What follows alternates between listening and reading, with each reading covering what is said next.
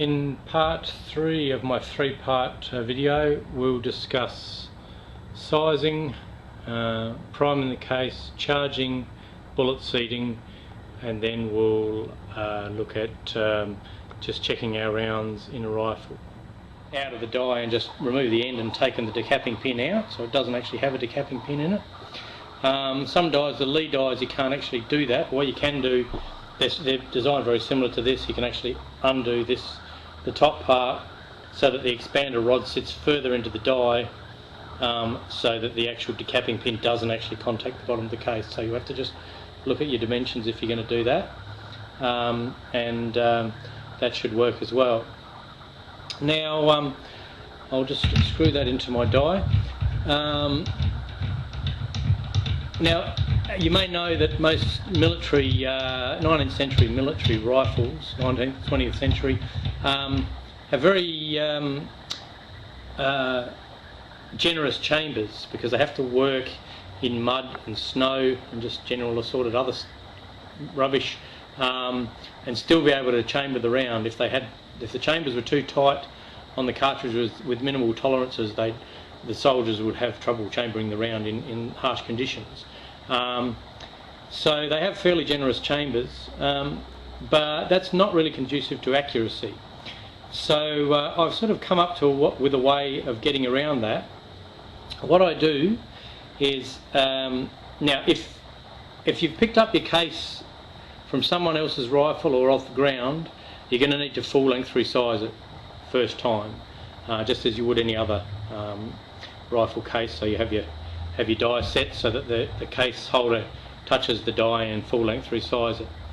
Now all of these cases have been fired in my rifle, and what I do is I actually have my die turned out a few turns, so that the die is maybe 1/16 inch from the case holder is about 1/16 inch from touching the die when I lift the ram up. And what that means is it will neck size the case down to a point about 1/16 inch in front of the shoulder.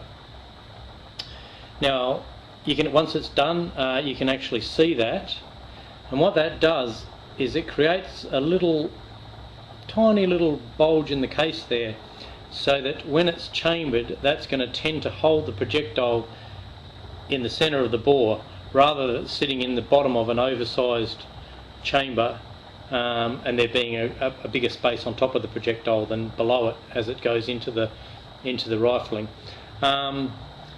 I started doing this quite a number of years ago when I first started reloading for my 6.5, and I found it made it markedly more accurate.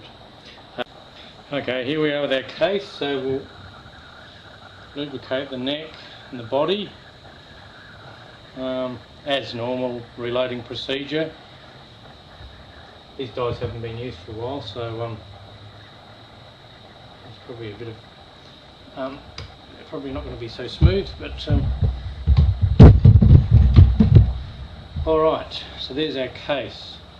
Now I can actually see. I'm not sure if the camera will have enough resolution, but if you look at that neck of that case, you can actually see the point where the neck's been sized to, but then there's a point just above where the shoulder goes onto the neck where it hasn't been sized. Now for all my reloading, I use the simple Lee hand primer. I know a lot of shooters do use the press mounted priming tools. I've got one on my RCBS rock chucker, which I have used in the past. I don't recommend using it for doing these Berdan primers, however, because you really need to be able to feel the primer going into the pocket, which you can't really do with the great leverage of press mounted primer. I had a friend that tried to do it with an RCBS rock chucker one, and he managed to crush a primer as it was going into the case, and it actually exploded. No damage and no injury, but he said it scared the hell out of him and he never did it again. So I've loaded thousands of Berdan primers into Swedish Mauser cases with this particular tool, and I've never had any problem. However, what you have to realise is that the hole here is designed for standard large rifle boxer primers. They're a standard size. I'm not sure of the exact dimensions. They're probably imperial. However, these Berdan primers are 5.5mm. They're slightly smaller. Now, what we do, you can load them into this and feed them out of that as normal. It will work, but I'll just put one in for now just to show you. Make sure you wear your glasses. I'll just put mine on now, because you know, they're probably more amenable to being crushed than your standard primers. So just for safety's sake, we've got our case. There we are. I now have the correct shell holder in, which I didn't before. This is the number 3 Lee shell holder, which is the correct one. Excuse me, the correct one for the 6.5 by 55. It also fits. The case is based on the 30-30, so the 30-30 and the 32 Winchester Special on 38-55, etc. So it's the same one. Alright, now what we do is we don't just give it a good old push and jam it in, because it doesn't fit. The primers aren't exactly right. So what I've done now is I've just got a little bit of pressure so that the primer's touching the bottom of the case.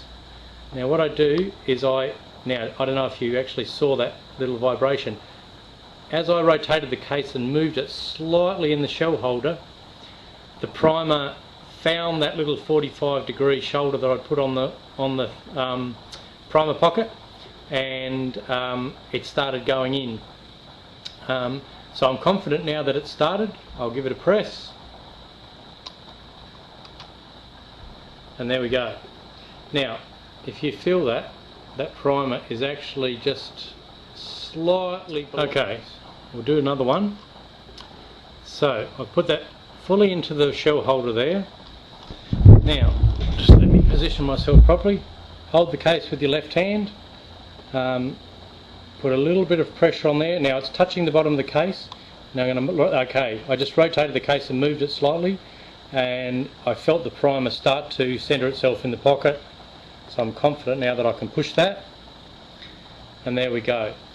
If you don't do that, if you just stick the case in and then squeeze your handle as you would for a normal Berdan prime case, you'll end up crushing the edges of a lot of the primers. You'll just buckle the edge a little bit, and then of course it won't slide into the primer pocket, and you'll have to kind of pull it out and start again and discard a primer. And these primers are 2 to 3 times the expense of normal primers, so you want to avoid that if you can. But with practice, you won't waste any. So there we have it. We have a trimmed to length, deprimed and reprimed, and neck sized Swedish Mauser case ready for reloading. Charging and bullet seating is pretty much the same as using normal boxer prime cases. I'm using 42 grains of AR2209, which is an Australian made powder made by Australian Defence Industries. It's sold in the US as Hodgdon 4350. It's the same powder. So if you look up your Hodgdon reloading manual, you can get your loads for that. Of course, there's plenty of other good powders for the 6.5, but this one is particularly popular, and I've found it's a very good powder for the 6.5. So we'll just wait till that throws us 42 grains.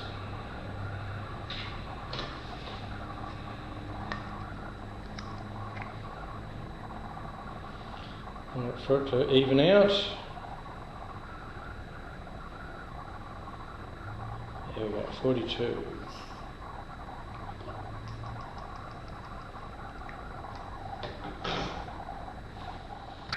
Alright, so the projectiles I'm using are 140 grain Remington soft points. These are bulk projectiles. They're reasonably cheap, but they shoot probably as well as the military Swedish Mauser is able to.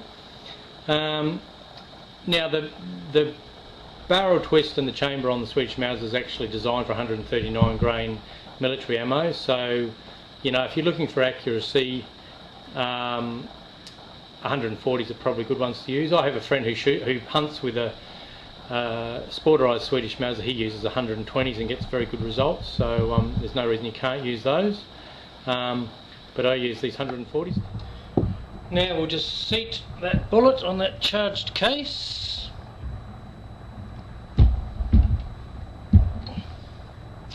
And there we have it. A ready to fire 6.5 by Swedish 555 Swedish Mauser military case, fully reloaded, and of course now that we've got that replacement primer, they're much easier to prime the second, third, fourth and subsequent times. Right, now I'm going to show you how to go about safely checking your reloads in the chamber of your Model 96 6.5 Swedish rifle. It's a good idea to do this just to make sure that they chamber freely, especially if you're using it for target competitions or hunting. So what you need to do first of all is cock the rifle. It's a cock on closing bolt, of course. Righto, so we've got our cocking piece is now protruding here. We know the rifle is cocked.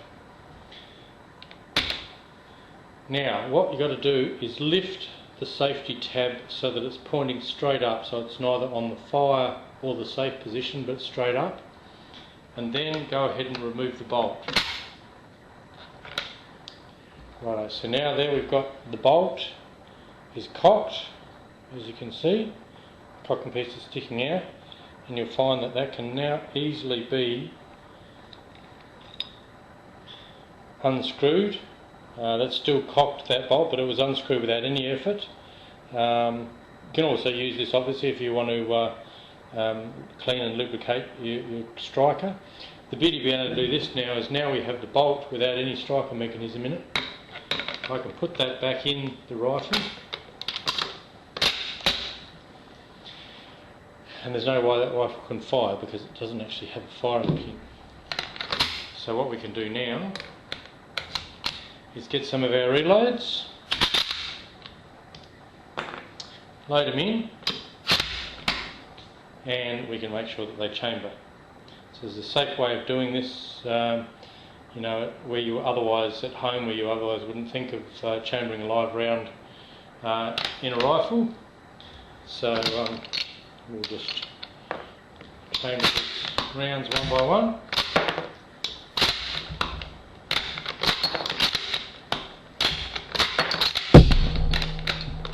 There we go. So you can see that those rounds all chambered quite freely.